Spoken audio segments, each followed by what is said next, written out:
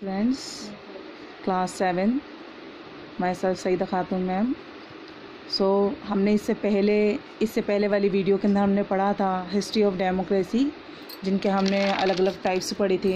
अब नेक्स्ट हमारा टॉपिक है अदर फॉर्म ऑफ गवर्नमेंट, जिसके अंदर हम पढ़ेंगे monarchy system and dictatorship. Monarchy system एक ऐसा सिस्टम होता है जिसके अंदर जो किंग के रूल्स जो होते हैं वो चलाए जाते हैं, यानी कि राजा जो है एक राजा होता है और उसके थ्रू ही सारे जो है सिस्टम चलाया जाता है, तो उसे मोनार्की सिस्टम कहा जाता है।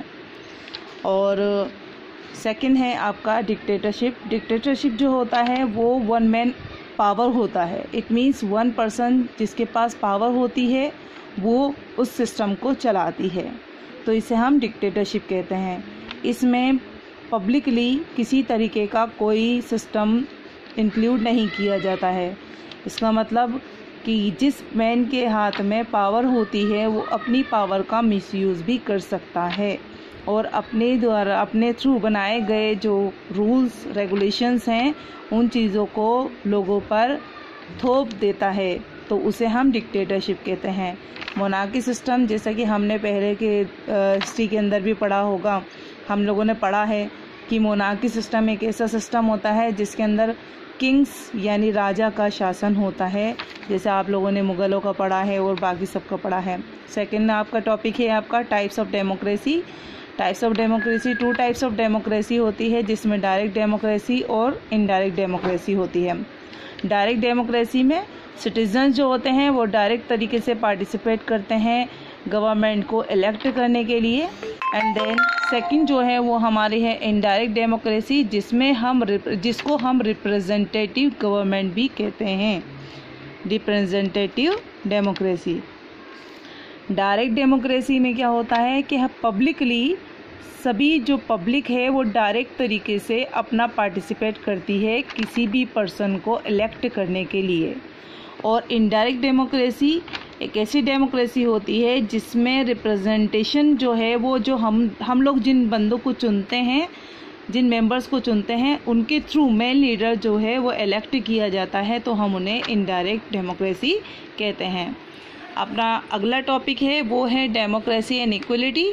डेमोक्रेसी जो है वो जिसके बारे में हम इससे पहले पढ़ चुके हैं। डेमोक्रेसी का मीनिंग होता है पब्लिक जो है, पीपल्स जो होते हैं वो अपनी सरकार को चुनते हैं, पब्लिक के थ्रू ही और सभी वर्क किए जाते हैं। जो भी काम होता है उसमें पब्लिक इंक्लूड होती है।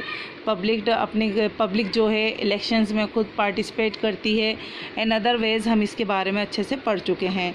दूसरा आता है आपका इक्वलिटी, और इक्वलिटी की हम जो है डेमोक्रेसी और इक्वलिटी को 4 पार्ट्स में डिवाइड कर सकते हैं। फर्स्ट आपका आता है पॉलिटिकल इक्वलिटी, सेकंड आपका आता है रिलीजियस इक्वलिटी, थर्ड आपका आता है इकोनॉमिक इक्वलिटी एंड 4 आपका आता है social equality. Political equality it means समाज में जो राजनीति के थ्रू सभी को बराबर से अधिकार दिया जाता है और हर बंदे को जो कि 18 इयर्स अबव हो जाता है, यानी 18 इयर्स कंप्लीट कर लेता है, तो उसे हम एडल्ट फ्रेंचाइज कहते हैं।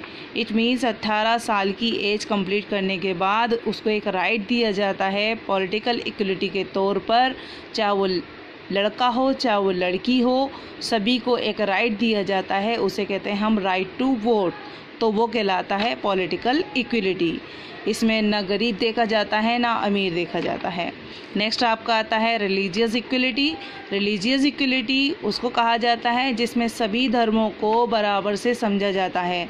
हमारे देश के अंदर हमारी जो नेशन है, इंडिया हमारा जो नेशन है, उसके अंदर सभी धर्मों को बराबर समझा जाता है। सभी रिलीजियस जो होते हैं वो इक्वल समझे जाते हैं।